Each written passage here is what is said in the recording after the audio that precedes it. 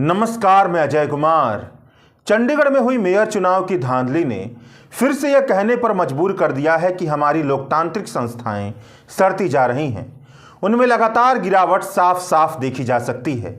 चुनाव के मामले में जिस तरीके से भाजपा के पास अथाह पैसा, मीडिया और सरकार की संस्थाएं एक तरफा रफ्तार से चलती हैं, उस लिहाज से यह नहीं कहा जा सकता कि भारत के चुनाव की जमीन सबके लिए बराबर है। लोकतांत्रिक प्रक्रिया में अब सिर्फ एक ही चीज ईमानदार रह गई है और वह है वोट सचमुच डाले जाते हैं और वोट की सचमुच गिनती भी होती है। मगर इसमें भी सेंधमारी के बड़े बड़े प्रमाण पेश किए जा रहे हैं। ईवीएम के मुद्दे पर आंदोलन हो रहा है तो चंडीगढ़ मेयर चुनाव में पूरी दुनिया ने देख लिया कि कैसे प्रिसाइडिंग ऑफिसर की बदनीयती ने आम आदमी पार्टी और कांग्रेस के गठबंधन से बने इंडिया ब्लॉक को मेयर के चुनाव में हरवा दिया। चंडीगढ़ मेयर चुनाव के प्रिसाइडिंग ऑफिसर यानी कि पीठासीन अधिकारी अनिल मसीह थे। आम आदमी पार्टी ने आरोप लगाया है कि यह पीठासीन अधिकारी भी भाजपा के घोषित सदस्य हैं। पीठासीन अधिकारी अनिल मसीह की एक वीडियो सोशल मीडिया पर वायरल हो रही है, जिसमें साफ साफ देखा जा सकता है कि वह बैलेट पेपर पर कलम से कुछ ऐसा लिख रहे हैं जिससे मतपत्र इनवैलिड यानी कि अवैध करार दे दिया जाए। इस तरह की बेईमानी को लेकर के आम आदमी पार्टी और कांग्रेस ने अदालत का दरवाजा खटखटाया। आम आदमी पार्टी और कांग्रेस ने पहले पंजाब हरियाणा हाई कोर्ट का रुख किया था, जहां से राहत न मिलने पर वह सुप्रीम कोर्ट पहुंच गए। सुप्रीम कोर्ट के 3 जजों की बेंच ने इस मामले पर सुनवाई की। मामला साफ साफ बेईमानी का था, आंखों के सामने तैर रही बेईमानी का था, तो सुप्रीम कोर्ट इधर उधर नहीं जा सकती थी, जैसा कि वह इलेक्टोरल बॉन्ड के मामले में अब तक भाग रही है और कई सारे मुद्दे पर ऐसा फैसला सुनाया है जिससे संविधान के तहत होने वाला न्याय नहीं बल्कि भाजपा के विचार के तहत होने वाला न्याय नजर आता है। Chief justice of India DY Chandrachud ने वीडियो देखने के बाद पीठासीन अधिकारी के बारे में कहा, यह साफ है कि मतपत्रों के साथ छेड़छाड़ हुई है। क्या इस तरह से चुनाव करवाए जाते हैं? इस आदमी पर मुकदमा चलना चाहिए। ये कैमरे की ओर क्यों देख रहे हैं और फिर किसी भगोड़े की तरह भाग क्यों रहे हैं?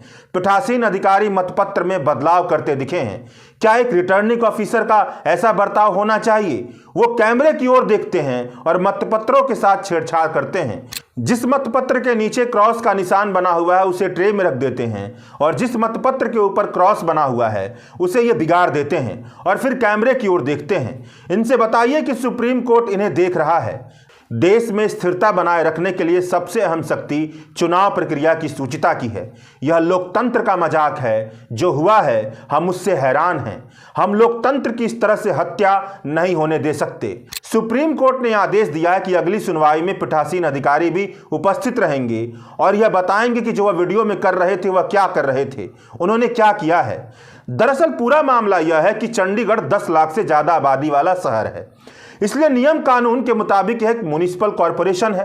म्युनिसिपल कॉरपोरेशन के काउंसलर का चुनाव हर 5 साल में होता है। हर 5 साल पर म्युनिसिपल कॉरपोरेशन के लिए काउंसलर चुने जाते हैं। चंडीगढ़ म्युनिसिपल कॉरपोरेशन के लिए 35 काउंसलर लोगों के बीच से चुने जाते हैं। इसके अलावा 9 मनोनीत किए जाते हैं और जो एक चंडीगढ़ से सांसद होता है वह भी म्युनिसिपल कॉरपोरेशन का सदस्य होता है। इस तरीके से चंडीगढ़ म्युनिसिपल कॉरपोरेशन में कुल 45 सदस्य हैं। 36 सदस्य लोगों के बीच से निर्वाचित होते हैं और 9 मनोनीत होते हैं। इन 36 सदस्यों के वोटों के जरिए हर साल एक मेयर का चुनाव होता है। यही मेयर म्युनिसिपल कॉरपोरेशन का हेड होता है। पानी की सप्लाई, कचरे का प्रबंधन, गली मोहल्ले की सफाई जैसे काम म्युनिसिपल कॉरपोरेशन के जिम्मे आते हैं।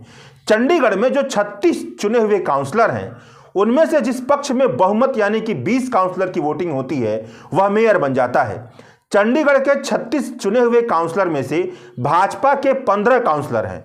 क्योंकि भाजपा ही लोकसभा में चंडीगढ़ का प्रतिनिधित्व करती है, यानी कि भाजपा का ही वहां से सांसद है। इस तरीके से चुने हुए काउंसलर में से 16 काउंसलर भाजपा के हैं, जबकि आम आदमी पार्टी के 13 काउंसलर चुने गए हैं और कांग्रेस के 7 काउंसलर चुने गए हैं। 13 + 7 का आंकड़ा 20 का आंकड़ा होता है और इस तरीके से इंडिया गठबंधन के पक्ष में 20 काउंसलर का वोट साफ दिखता है।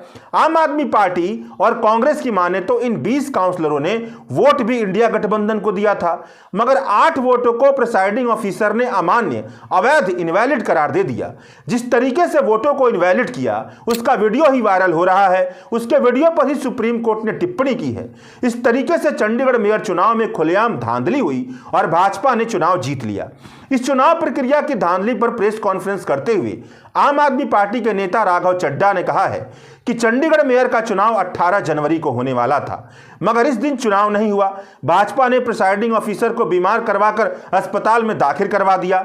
हाई कोर्ट के आदेश पर चुनाव होने की तारीख तय हुई। चुनाव के पहले भाजपा ने कांग्रेस और आम आदमी पार्टी के पार्षदों को पैसे के जरिए खरीदने की कोशिश की, यहां भी भाजपा फेल हो गई। इसके बाद भाजपा ने प्रिसाइडिंग ऑफिसर के तौर पर जिस व्यक्ति की नियुक्ति की, वह भी भाजपा का घोषित सदस्य है, भाजपा के माइनॉरिटी विंग का सेक्रेटरी है। इसके जरिए 8 वोटों को अमान्य करार देकर के भाजपा ने बेईमान तरीके से चुनाव जीत लिया। जब भी वोटों की गिनती होती है तो नियम यह है कि पार्टी की तरफ से इलेक्शन एजेंट सामने आएंगे और वोटों की गिनती देखेंगे, मगर इतिहास में यह पहली बार हुआ कि इलेक्शन एजेंट को प्रिसाइडिंग ऑफिसर ने वोटिंग काउंटिंग के टेबल के सामने नहीं बुलाया।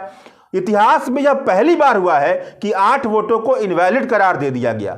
जब भी वोटों को इनवैलिड करार दे दिया जाता है तो इलेक्शन एजेंट को बुलाया जाता है, यह बताया जाता है कि किन कारणों से वोटों को इनवैलिड करार दे दिया जा रहा है। उस पर जब इलेक्शन एजेंट की सहमति मिल जाती है, साथ में वहां पर बैठे प्रशासनिक अधिकारी की सहमति मिल जाती है, तब जाकर के वोट इनवैलिड करार दिए जाते हैं। मगर भाजपा के प्रिसाइडिंग ऑफिसर ने इस प्रक्रिया का भी पालन नहीं किया, सीधे वोटों को इनवैलिड करार दे दिया। यह लोकतंत्र की हत्या है, संविधान की हत्या है, खुलेआम किया गया देशद्रोह है। अरविंद केजरीवाल ने ट्विटर पर लिखा कि चंडीगढ़ मेयर चुनाव में दिन दहाड़े जिस तरह से बेईमानी की गई है वह बेहद चिंताजनक है। यदि एक मेयर के चुनाव में ये लोग इतना गिर सकते हैं तो देश के चुनाव में तो किसी भी हद तक जा सकते हैं। यह बेहद चिंताजनक है। शुक्रिया।